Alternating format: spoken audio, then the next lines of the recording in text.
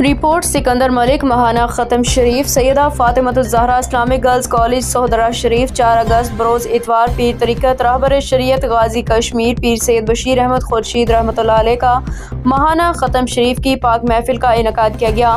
ختم شریف کی محفل پاک کا آغاز تلاوت کلام پاک و نعت شریف سے کیا گیا۔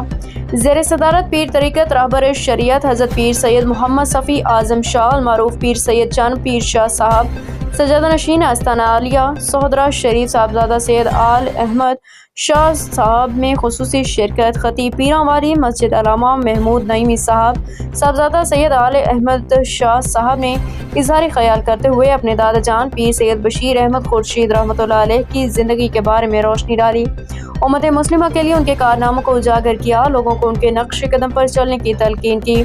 ان کا کہنا تھا کہ یہ دنیا کی زندگی ایک عارضی زندگی ہے، دنیا میں رہ کر ہم نے آخرت کے بارے میں سوچنا ہے، لوگوں کو نیکی کا حکم کرنا ہے، برائی سے روکنا ہے، جس سے انسان کی آخرت سدھر جائے۔